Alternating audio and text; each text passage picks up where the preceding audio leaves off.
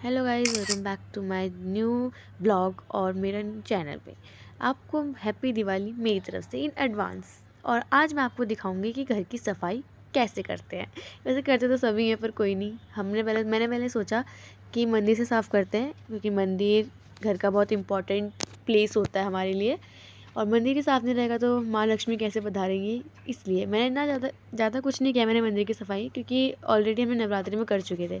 फिर मम्मी ने बोला था कि फ्रिज भी साफ़ कर देना, फ्रिज बहुत गंदा हो रहा था। तो फिर मैंने फ्रिज में फटाफट कपड़ा मारा। तो पहले मैंने सोचा कपड़ा मार के सही हो जाएगा, पर नहीं, अंदर देखा तो हालत बहुत ख़राब हो रही थी। फिर मैंने अंदर कपड़ा मारा। फिर मैंने सोचा कपड़ा मार के नहीं सही पूरा निकालने लगती। फिर मैं नीचे का पहले कांच वाली प्लेट को निकाली, ताकि गिर गई तो फिर मैं शायद नहीं रहूँगी, इसलिए मैंने उससे पहले हल्के हाथ से साफ़ किया। एक बार तो गिरते गिरते बच भी गया था मुझसे। फिर कोई नहीं, मैंने लगा साफ़ करके साइड रखती हूँ। फिर मैंने अंदर का सारा स्टैंड वगैरह निकाले, सामान निकाला अंदर का, फिर जाके मैंने उसे साफ़ किया। यहाँ तक कि मैंने स्टैंड को भी साफ़ किया। गाइस सोच सकते हो आप कितना मेहनत लगेगी मेरे को।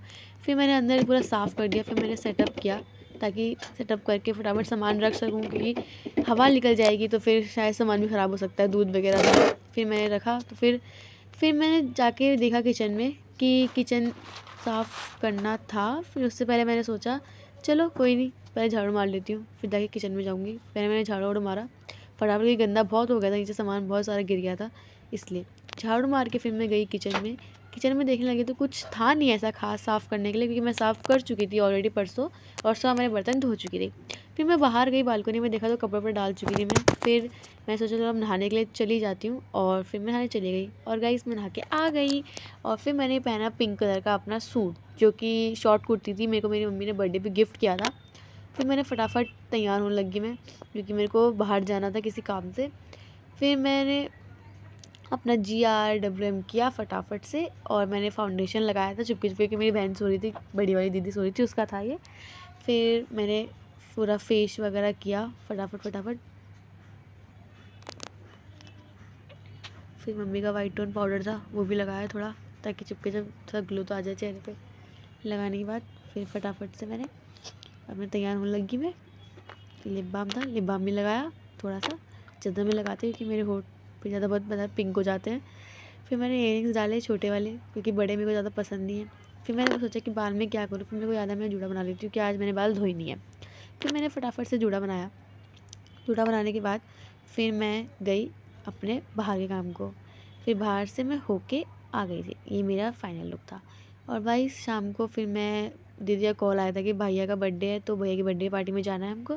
फिर मैं रेडी हो गई फटाफट से, हम निकल गए। और मेरी कज़न भी आई थी साथ में, और ये बहन जी फ़ोन पे थी। फिर मैं, जिया जी, दीदी, कज़न, भैया और मेरे 2 भतीजे, हम लोग कार में फटाफट से गए बर्गर किंग, क्योंकि ज़्यादा हमने बड़ी पार्टी सोची नहीं थी। फिर हम बर्गर किंग गए, वहाँ का कुछ माहौल हमने ऐसा था।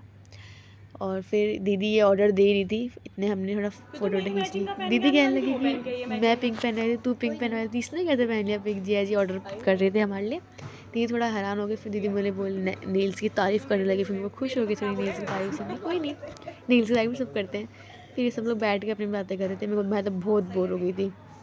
फिर दीदी के साथ मैं थोड़ी बातें करी, कज़न भी बोलने लगी। फिर मैंने जिया जी को बोला, जिया जी थोड़ा हमारी तरफ भी देख लो, पर जिया जी ने देखा नहीं। फिर छोड़ो।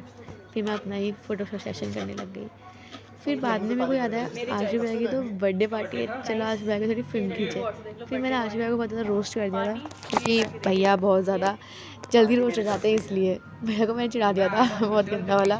बर्थडे बम तो उनको दे नहीं सकती थी, क्योंकि वो मुझसे बड़े थे, इसलिए मैंने रोस्ट कर दिया। फिर मेरा जो छोटा वाला भतीजा था वो बहुत ज्ञान देता है, और इसलिए वो यही बता रहा था कि वहाँ ऐसे होता है, वहाँ ऐसा होता है, BCom ऐसा होता है, BK वैसा। मैंने कहा चल छोड़, तू अपनी बातें कम करा कर। फिर हमारा ऑर्डर आ चुका था, हमने कोल्ड ड्रिंक्स पी।